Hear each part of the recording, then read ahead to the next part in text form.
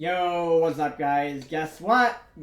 We got the third one for the PvP Ultimate Late Game Army New Tech collection here. And if you guys have watched the last two, you guys have seen what it actually means to be a Protoss player. So this is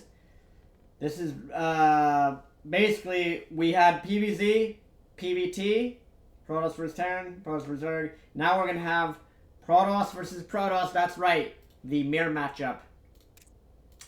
So let's get right into that. This was actually against a smurfing GM player, I believe. And what we're about to see here, guys. I mean, I don't like PvP personally, but I do also play PvP differently than most people do. I do kind of play what I coined or dubbed Mech Protoss. If you guys have ever heard, these other streamers and content creators saying, oh yeah, Mech Protoss or Mech Zerg, I popularized that term. We all know it. When I started off-racing, and I would play Zerg very eternally with mass lurkers, and people were saying, oh, that's avilo's playing Zerg Mech. To be honest, I didn't even really the community, my community, you guys are actually the ones that came up with this shit. You guys should be mad. Honestly, you guys should be mad that this is how I feel when I come up with strats and stuff, and people just copy them and take credit for it and pretend like, oh, they pretend like they didn't see it from my stream or community. Literally, I believe Zerg Mech was from you guys, from my community, when I was off-racing a Zerg like a year or two back or whatever. The mass, Lurker Hydra Viper with mass lurkers and the blinding clouds and abducts, and then people in my chat were like, they're like, Avilo, you're literally playing Mech with Zerg. You're playing Zerg Mech, bro. And then of course I took, as a streamer, content creator, I took that and ran with it. So technically I stole it from you guys too. But to each his own. Anyways, the point is, I don't play Gateway heavy when I play Protoss. I play more with the Void Rays, Colossus, Immortals. And as you're going to see, and also, when I did hit Grandmasters previously, I did it on the Void Ray patch. So I think PvP is probably my weakest Protoss matchup. In general, I think it was my weakest back then too, because... Oh! Whoa! I want to make a comment about this too, guys. While I'm showcasing the Ultimate Protoss late game style, I want to make a comment here. No, this is the Avilo Probe Scout. Nobody... I think it was Gerhardus from my stream. He said that he saw Classic do this in the last Gamers 8 tournament, in that last big tournament. Why do casters not give me credit for coming up with this? Literally, I streamed Protoss for 2 weeks. I literally told you guys, I tweeted saying, guys, my Protoss arc is beginning. They're gonna fix Colossus range within a day. Within 3 days of me showing this style on my stream, within 3 days, the Balance Council, aka the idiots that the quote-unquote pro gamers that think they know about this game, within 3 days they decided that they were going to get Colossus range bug fixed. It only took 3 days of me playing Protoss and showcasing Colossus style, like how good Colossus are, for the little Balance Council to get their panties in a bunch, to get their pants in a bunch, and then they're like, oh no, Avilo is playing Protoss again! We better stop him, guys! He's making Colossus! And then, of course, they patched it immediately. But, if you guys can find the VOD, Gerhardus said that Classic actually copied this. And this is actually something nobody does right. No Protoss player does this right now. I just want to show you guys this. I've mentioned it on stream, but mentioning it in a pre-recorded VOD. Maybe I'll even name this replay after this, the Avilo hallucinated, the Avilo Scout, the Avilo hallucinated PvP Scout. Check this out. Most people don't know this. A lot of people hallucinate a Phoenix to scout in PvP. Look what I do. Watch this. Probe hallucination. That's right, fellas. New technology. Yes, when you hallucinate a probe, it hallucinates 4 of them. And then you fan them out and you scout every proxy location on the map in 4 different directions, all at the same time.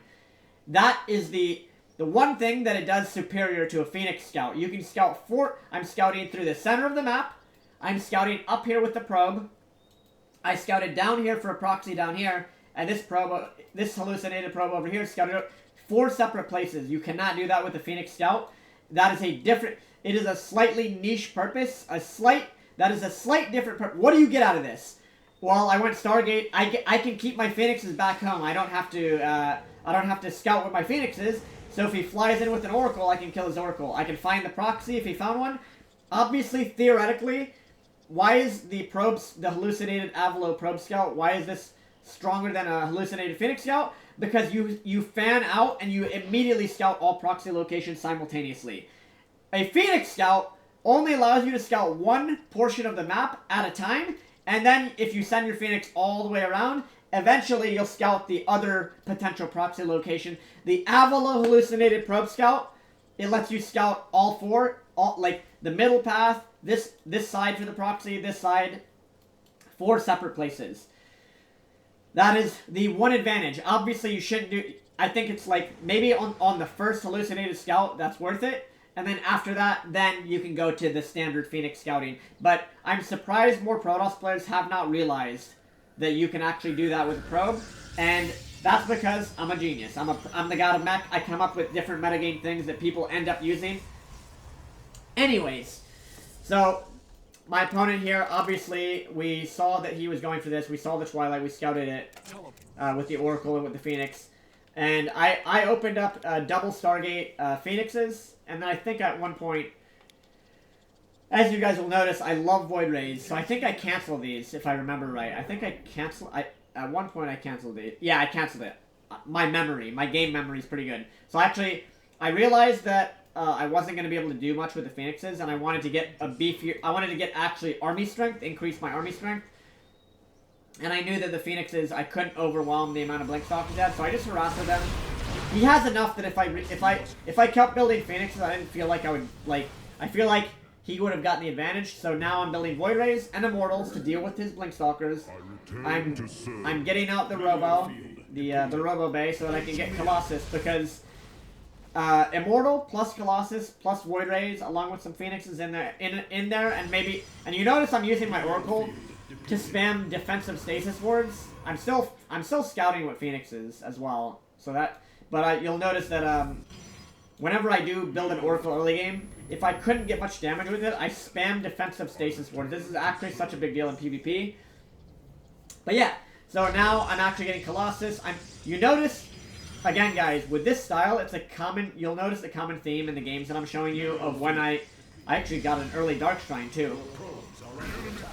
So, the stasis ward, look at that. All of his zealots got stasis, and it lets me deal with this. I actually deal with this really easily because the zealots were stasis warded. So all of it, like 6 to 7 zealots there just shut down for free because of one stasis ward. That's so huge. Upgrade complete. But one thing I want you guys to realize, if you look at the upgrades, I always get air attack. I always get the air attack and the ground attack upgrades on my... I usually get those first on my ground units, and my air units I'll usually... So I have +1 air and +1 ground weapons, because again, the reason I do that is because my composition is not gateway based, my units are all ranged. They're all doing damage from range before the opponent can even close in on them. So a lot of times, and you can see the DT, so I actually cleaned up his harassment with DTs, which is kind of... You can do that sometimes where you use Dark Templar defensively in the mid-game. That's also something kind of unorthodox that I like doing. And yeah, now you see, guys, the core comp. Void Ray, Colossus.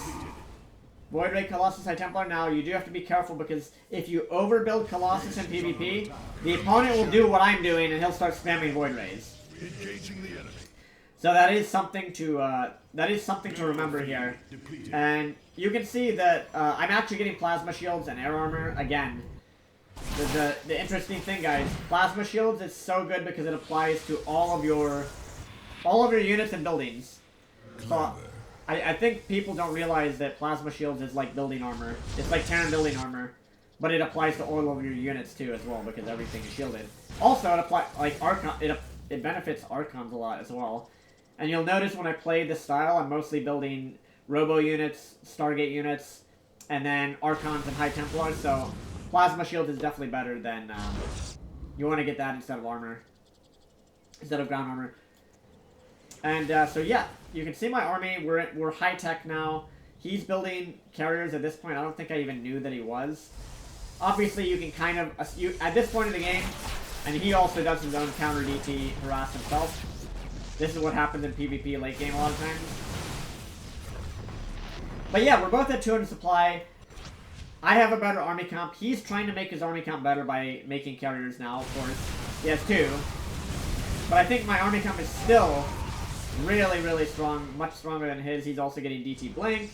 You notice he's similarly getting Plasma Shields, and the air attack for his, is, you know, something that is common. The common theme in a lot of these games, I think Tempest are an underrated unit. I don't know why Protoss players think that they're bad. They're not that bad. It requires a different playstyle. You can't, like, throw them away. You kind of have to just make sure you keep them alive and just get as much value as you can from the long range. I feel like Tempest are not too good in a straight-up engagement, but kiting, if you keep kiting back, they're good. So I engage here, I go back, like, neither of us really want to commit to it. It looks like neither of us think we can win the fight, like, cleanly, so I back off. I might have been able to win this. It's iffy, so I backed off. He's actually building 5 Tempests at a time in production. And I also similarly, I'm actually researching late game Psystorm in PvP, because we can all tell from the replay, the game is going to that point in the game where both players will mass carriers and mass Tempests and mass, you know, get the mothership, that mega late game. It's just that the way that I get to late game, guys, especially in PvP, where I open like with heavy Immortal usage and Void Rays, and I don't really play Gateway, Blink Stalker, Charge Lot that often. So, it's just that I have a super comp a lot earlier in the game than the opponent. Whereas their comp might be slightly more mobile, and you can see he's actually attacking the left side base with 4 Tempests, which is really annoying, because he has his main army in a ball here, and I had to bring some units back to deal with this. And I think I brought too many back, so he just comes here and snipes the Nexus. And then he kind of just like, he's gonna run away. So that's kind of annoying. Then he brings the Tempest back. And then, and you can see, look at the amount of cannons I have. Like, this is part of it's part of this style, part of this strat. So I managed to pick up some of the Tempest. I got like 2 or 3 there for free. I'm getting the Tempest attack upgrade. You can see he's doing pretty good, like attacking this side and then harassing over here with the Tempest. Very, very annoying. But the thing is, he then loses a lot of them here. His bank is gigantic, and we're still maxed. Look at the production tab. It's literally like pure Tempest, basically, for both players. Oh, there you go. There! That right there. That snowballs the game because he lost his Tempest count. He's losing more. And then I back off. And I have all these cannons and batteries to run back to, so he can't really continue. So he did lose his composition. So now I can go attack this base. The only thing he has going for him is he has a much larger bank than me. And at this point, you can also notice in the production, notice I'm building, what am I building here, guys? I'm building, I should have maybe had Blink Stalkers ready. I don't think I do at this point. Oh, I do, actually. I have Blink ready, and I did start building gateways, but obviously at this late in the game, so I started off the game with Immortals, Void Rays, into a Colossus. I defended, and then go into the Tempest later, into the starting, and I had mid-game DTs, which I don't do every matchup, every game. Sometimes I do against Zerg, sometimes I will make the mid-game Blink DTs. But yeah, so I do, and I recall I didn't recall my whole army back here, but I did recall some of it.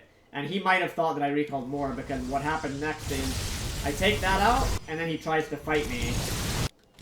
And Stalkers are, like, he blinks in, and the Stalkers are so cost inefficient here. If I just show you guys health bars real quick. I'll just put health bars on all the Stalkers. Watch how fast they heal. Like, they're gone. They're just gone. That was on the normal game speed right there. So that should tell you how efficient this style is. And then he warps in. I think that was a mistake. He warped in a lot of Blink Stalkers somewhere. I think, honestly, I think that was a mistake on his part. I don't know where they are. I saw on the production tab, unless they died. But yeah, I think warping in Stalkers unless you know for sure that you can like immediately do the finishing blow there. Stalkers are usually, they're like a bait.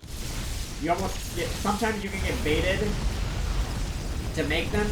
Now, if you, again, production tab, 6 Tempest, and I'm literally building 7 Tempest at a time. I have 8 Tempest, he has 16! This guy has 16 Tempest, 5 High Templar, my army is 8 Tempest, 4 Void Rays. Now I do have, I mean, this is actually insane. And he has to go, it's gonna take him so long to get through these cannons. He was losing so much over here that he's like, oh, I'm just gonna go back and try and defend. Like, so that, these cannons actually stopped him from killing a base. That's huge as well. That's pretty big. That's a pretty big thing that happened this game. Just like some, you know, big things I got. Sorry. Anyways, guys. Now I'm at 15 Tempest. He's at 20. And we actually both have High Templars and Storms. So we have similar armies. But I've got so much momentum. I killed this base. So sometimes, you know, sometimes these games are just about the ring around the rosy, rotations on the map, who is killing, who gets the... I managed to kill his economy, and really all he got was this down here, but I managed to get these top 2 bases and get this base, and you can see I'm spamming cannons again, because again, now we have the engagement. I feed back his High Templar, and then we storm each other. 13 Templars against 15. But I have 2 Archons in there as well. That Archon in there is pretty big. And then I do another storm. In a moment, I believe. And my Archon is actually chipping away as well. And you can see, oh, finally we get storm. 75 energy. And we storm right on top, and that makes a massive difference because it's, we literally have an even Tempest count here. We're exactly even. And now we look, so I have 2 left. I should have focused the last one, honestly. And so now we're back, we're reset down to 0. I'm making Tempest, DTs, High Templar, he's making Tempest on a mothership. And this is the state of the game. He's long distance mining over here. He tries to attack this base. Not gonna work because there's just too much here. I'm surprised he didn't try and kill the pylons. Honestly. And I'm 2-3. He's actually 3-3-3. Like, he's actually... This player, honestly, I think they were a Smurf account. You guys can let me know how good you think... Because this guy did play surprisingly strong for whatever his MMR showed at the time. And he's just gonna blink past the cannons. He doesn't care. And it's funny because he catches these Tempests. But now I'm going to warp in DTs because he doesn't have detection. He catches these Tempests too, but I blink the DTs. Something I like about Protoss is how good DTs actually are defensively. They're so good defensively. So I'm actually chasing out his units with DTs, and I'll probably blink again here on top of the Stalkers once blink is up. Or maybe we go back. Maybe we just go back and play safe. Now he has a mothership. I think that, I don't know about that. I mean, it's motherships are really good in PvP. Maybe that was good, but I do. How many observers? I do have. We both have 2 observers on the map. So yeah, the game is very close right now. We both have about the same armies, no resources. But I'm building. See, the thing is, I'm building another 5 Tempests. Tempests are so good, guys. The most underrated unit in Protoss. In Protoss' arsenal is the Tempest.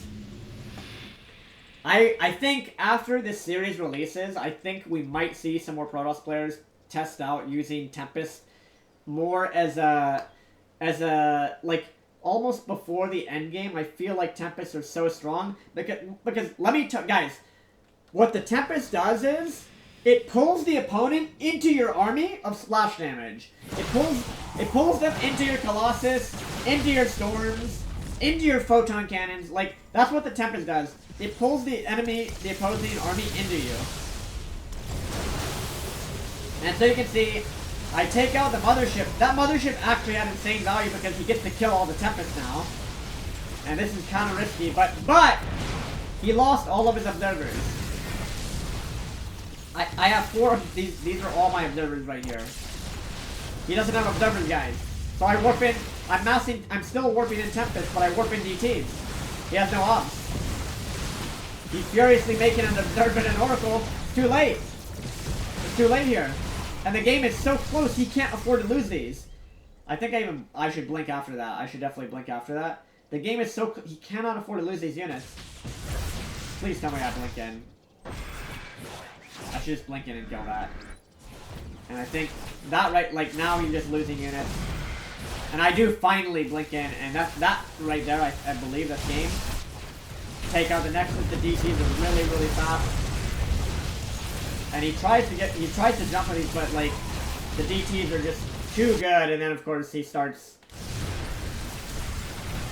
apologies for that. He starts BMing guys, and the game is over. So if we just back up here in the game, and obviously that's how it goes, guys. Unfortunately, there's some people that do you know, they go overboard like that, but that is Protoss, the God of Mechs Protoss style in all 3 matchups, guys. Now you have PvZ, Void Ray Colossus, High Templar, into Mass Cannon Battery, into the Ultimate Late Game Army, Colossus, into basically, I think what these games usually turn into is Colossus, Tempest, Mass Photon Cannons, and then you also Psystorm. And what I do want to say, guys, you'll notice a unit is missing from all of these games. You'll notice a unit. What unit is like? There's a standout unit that every Protoss seems to use. I'm playing my style. I will say is based off of Wings of Liberty because when Heart of the Swarm came out, I never played off race. At the beginning of Legacy of the Void, I never really played off race until near the end of like the game's like, you know, released or whatever. And so I did play Protoss some in Wings of Liberty. Or did I? I know I played Zerg. Truly, I didn't play Protoss till like Legacy of the Void. I just never dabbled in it. I never really dabbled in Protoss, if I remember right. I know I played it in StarCraft 1. But that's why you'll notice my style seems so abnormal in all of these games that I'm uploading. It's a very unique, not outdated, because I've updated. It's not outdated, it's updated! It's not an outdated style. I have now updated the old school Protoss Deathball style for Legacy of the Void. And as I was just saying a moment ago, what unit is missing? What unit is missing here from all of my Protoss games that I just don't build, but exists in Legacy of the Void and people think is overpowered sometimes? The Disruptor. Not a single Disruptor was made in any of these games.